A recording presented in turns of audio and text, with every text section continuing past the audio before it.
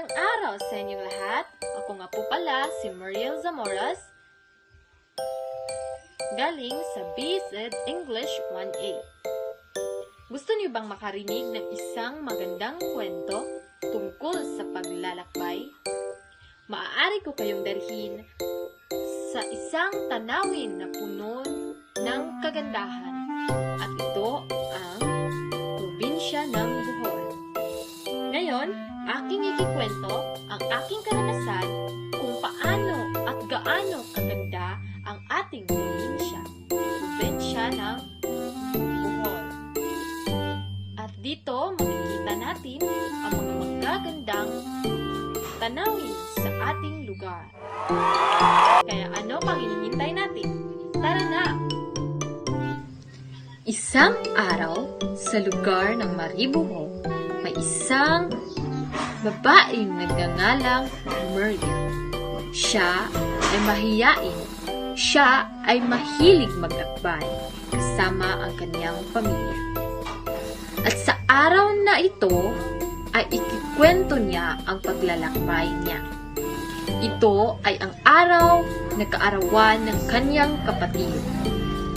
Tapos na ang naganap na piyesta sa kanila, kaya kaarawan na ng kanyang kapatid. At isang araw, nagpapasyahan nilang magpamilya na maglibot ng Bohol. Pumunta sa mga lugar na magaganda na makikita. Narinig pa lang iyon ni Muriel ay tuwang-tuwa na siya. Para siyang nagagalak at excited sa magaganap na paglalakbay. Kaya, dali-daling nagimpake si Muriel sa kanyang mga dadalhin. Narinig pa lang ni Muriel ang usapan ay nagalak na agad siya. At sabi ng kanyang ama niya kapag tutulong sila sa mga gawaing bahay at tutulungan nila ang kanilang ama na maglimpit sa kanilang bahay, tsak, sasama sila. Kaya nang matapos namin ang gawaing bahay kasamang mga kapatid ko, ay amin ang inayos ang aming dadalhin upang maging ready na kami sa darating na paglalakbay. Kinabukasan ay nagluto muna sila, mama, papa at lula ko ng pagkain upang may makain kami sa aming paglalakbay. At dahil sa kaarawan ito ng kapatid ko, ay marami-rami din ang kanilang niluto. Kagaya ng spaghetti, pansit, adubong manok at marami pang iba. At nang matapos na magluto ay maayos na kaming lahat. Hinintay na namin ang aming kamag-anak upang kami tutuloy na. Sa aming pamilya ay kapag tuwing maglalakbay kami ay hindi talaga mawawala ang pagkain, lalo na kapag malayo ang biyahe namin. At nang matapos na kaming maghanda ay agad na kaming bumiyahe, at ang una naming destinasyon ay ang Chocolate Hills na matatagpuan sa Carmen, Bohol. At nang dumating na kami doon, ay inakyat muna namin ang mga hagdanan upang makita ang tuktok ng magagandang burol at tanawing nakapalibot dito.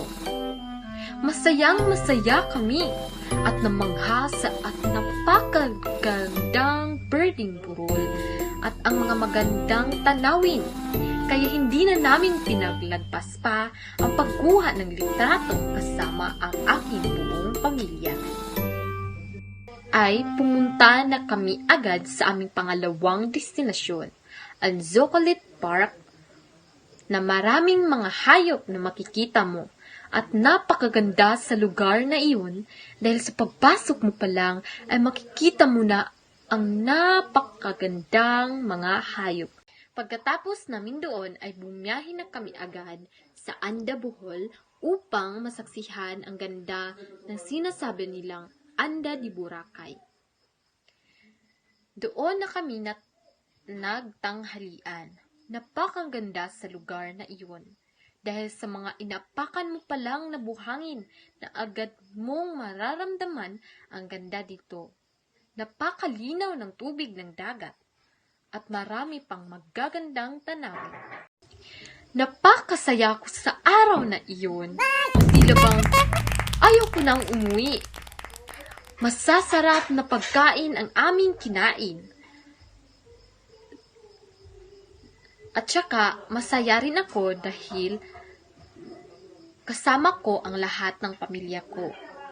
At makalipas ang ilang oras ay naligo na kaming lahat at kumuha ng mga larawan. At agad nang matapos na kami ay niligpit na namin ang aming mga dadalhin dahil uwi na kami at upang daanan ang susunod naming destinasyon. Huli naming destinasyon ay ang man-made forest sa Bilal na amin lamang nadaanan. At agad kumuha kami ng litrato kasama ang buong pamilya ko. Pagpasok ko pa lang ay maramdaman mo na ang lamig. Sa huli ay maraming natuklasan ang pamilya at si Muriel sa kanilang paglalakbay. Umuwi sila ng masaya at maraming magagandang memorya sa araw na iyon. Mula noon ay palagi na nilang pinapalagahan ang relasyon ng kanilang pamilya. At doon nagtatapos ang aking paglalakbay. Sana'y natuwa kayo sa aking ikinuwento. At nais ko rin kayong pumunta doon sa aking napuntahan. Dahil tsak ay hindi kayo uuwi ng malungkot. Maraming salamat at iyon lang po.